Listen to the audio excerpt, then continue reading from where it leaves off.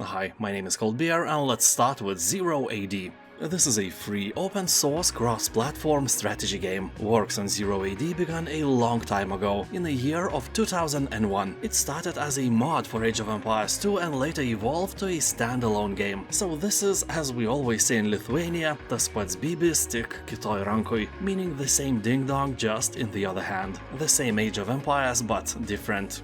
But same. As you can see from the footage, the biggest difference from the original Age of Empires is the proportions of buildings. They are real size compared to your units. Some players hate the setting, saying that it is impossible to command your army with great precision when the fight happens behind those buildings. We in Lithuania have another nice saying for this occasion as well. Blogam šokėjui ir kiaušai trukdo, meaning that the bad dancer is bothered even by its own testicles. So don't be that dancer or player in this instance. Anyway, the game is free, you have nothing to lose except your time. And if you have a lower NPC, don't worry, the requirements of the game are really low.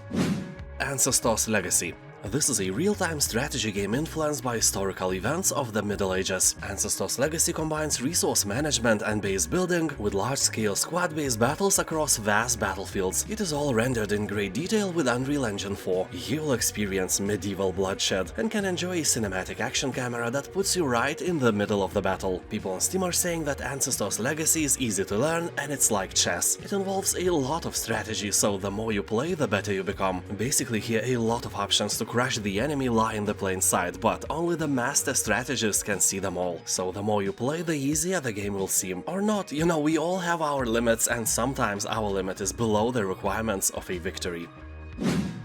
Becastled. When I played the game, I was really impressed by the graphics, mechanics and the lightness of gameplay in general. And I do not mean the storage space it takes, which is also ridiculous for a modern game. 1 GB of free cosmos and that's it. I literally didn't expect it to be so tiny. That's what she said. Yeah, this is a game that doesn't contain any additional stuff that distracts you from the gameplay itself. Many developers forget the main thing of gaming: keep it simple, keep it fun, and this is simple, nice and fun title. Rise of Nations Extended Edition. Here you can choose from 18 different civilizations and guide them through 8 different stages of world's history. People on Steam comments are saying that this is a masterpiece, best game ever, greatest RTS in the world, blah blah and so on. But all those people are about 40 years old and they have nostalgia, because they played the original release some 20 years ago. Well, I'm among those people, so my opinion is biased as well. Although back then I hated that automatic spawning of workers who automatically looked for a task to perform. I think this is a terrible idea because it is neglecting the micromanagement part of the game. What's next? Maybe warriors can spawn too and buildings can be built by themselves. Why do you even need a player when you can just sit and watch the game playing itself, right? It's almost the same if you watch some guy eating your own potato salad instead of eating it yourself. Anyway, Rise of Nations is a great title, I do recommend it without a doubt. Because I'm old.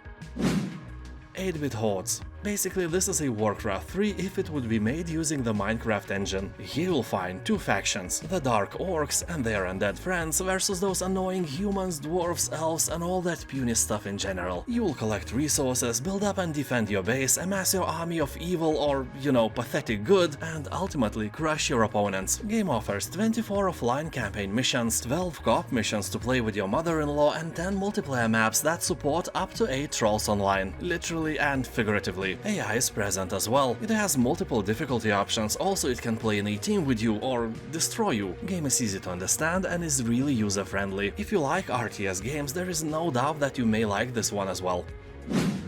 War Selection.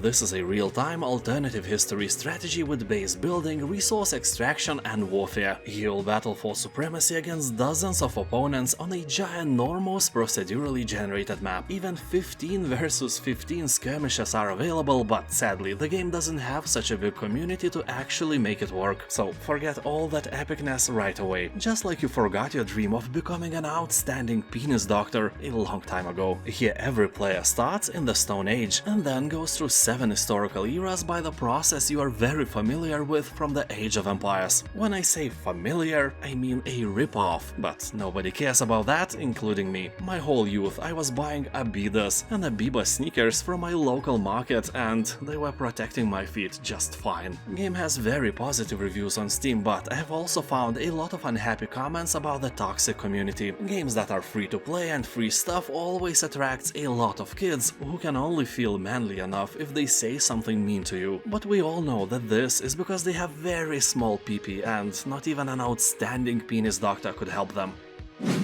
Against the Storm. This is a roguelite city builder set in a gloomy fantasy world. Artistically, this is one of the coolest RTS city builder games I have seen lately, except one thing: here it never stops raining. And I hate rain. In my country, Lithuania, rain is always cold. Even in the summer and in any other season, it feels like an ice needles piercing my puny body straight to the bone. Also, I wear glasses, so it's a thing that's really hard to love. Anyway, here you are, a pioneer sent into the wilds to establish and manage new settlements inhabited by smart beavers, lizards, and humans. Your goal is to survive long enough and gather the valuable resources necessary to rebuild and upgrade your city. It's the only safe haven against the Blightstorm, a vile cycle of destruction ravaging everything in its path. Age of Mythology Extended Edition.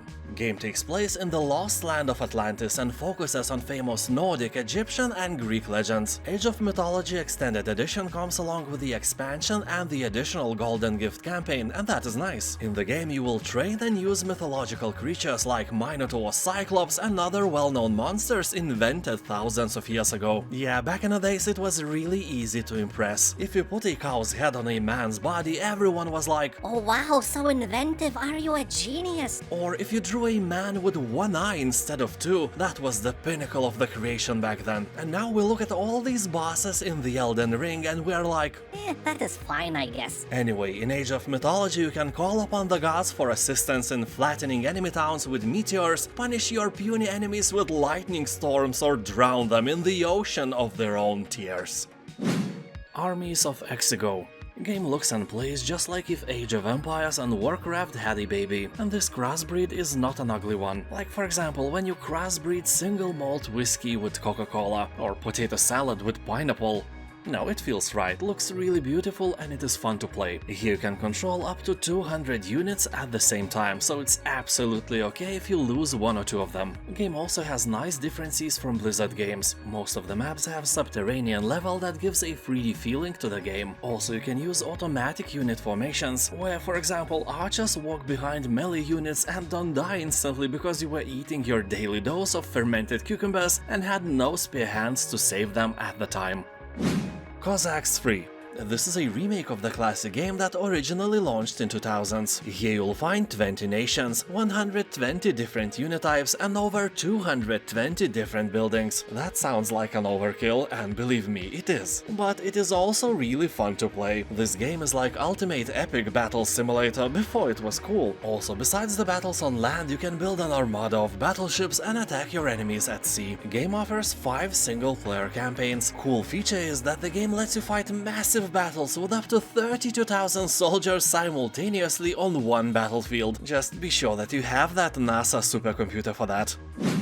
Frozenheim. This is a Norse city builder game with nice management mechanics and multiple progression trees where you maintain and expand your settlement. As you launch exploration parties on foot and by boats, you will not only discover resources you can exploit but also draw the attention of the enemies who seek to destroy you. This is a really bloody RTS game where you have a chance to chop your enemies like butter or hide like a coward behind huge wooden walls and towers filled with archers so you could fill attacking enemies with your stingy arrows. Or if you lack arrows, you can safely swear at them and call the attackers and their mamas fat. To prove yourself an earl worthy of songs and sagas, you will build and expand Viking village from nothing to a rich, unconquerable settlement. Or very conquerable and puny, and you will have to load the game and play again, but this time without stupid decisions. Here you can forage, hunt, fish, grow your food and keep your clan safe as the season pass. Also seek the blessings of ancient shrines and build temples to win the favor of Asgard and all the Asgardians. Kingdoms and castles.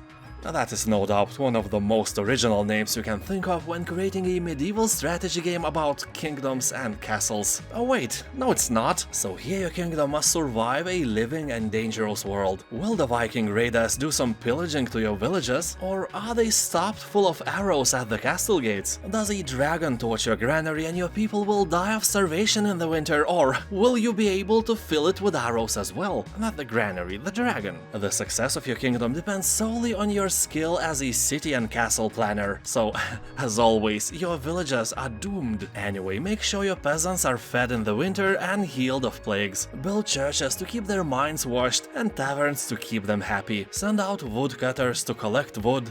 Set up stone quarries to build your castles and farm the land efficiently so your town can grow and thrive. Also, in case of fire, your townsfolk can efficiently pee on it. Northgard. This is an RTS game based on Norse mythology in which you play as a clan of Vikings vying for the control of Mysterio's newfound continent. In this simple strategy game you will find lots of victory conditions, atmospheric music, changing seasons and, as you can see, pretty nice art design. Also, the game has a decent campaign with a pretty good story. Sadly, as I've mentioned many times before, Northgard's AI is cheating with infinite resources and manpower, meaning that developers couldn't create really good intelligence that could win against humans on its own. Well, I know that many strategy games do not have strong AIs, but they at least try. But you never know, maybe developers were AI geniuses, but they were afraid of accidentally making Skynet. You know, being accused of making a bad AI is one thing, but being responsible for a robot uprising that destroyed human civilization? Yeah, you know, better safe than sorry. Nevertheless, Northgard is a good RTS game for a few days, or maybe more. Maybe you will fall in love with it. You know, like tapeworm falls in love with your guts. SpellForce free Reforced. This is a fun mix of RPG and RTS, meaning that most of the time you will control heroes that can gain experience, new skills and all that. Really similar to Warcraft's additional huge maps where you control Rexa, and the other half of the game is traditional base building, unit training and upgrading so you could swarm the enemy with your eternal wrath. Campaigns are really well written, so reading and listening for conversations will be the thing you'll do a lot. And I mean it, about a third of the game consists of dialogues. So if you just want quick matches where you can show your insane APM of 20, it's not the case. But if you want story-rich RTS RPG game, this is definitely for you. Total War: Three Kingdoms. This game recreates epic conflict across ancient China and it is made very well. You will battle across lush subtropics, arid deserts and snow-capped mountains. You will encounter the Great Wall of China, Yangtze River and many other historic and nature-made monuments you have no idea ever existed. Three Kingdoms is a great game and in some aspects it overshadows even the Warhammer trilogy. For totally new players it can also be challenging because the learning curve is really steep, otherwise it's fun with epic campaigns and battles. And now, thank you for watching, have a nice day and I'll see you next time. Bye!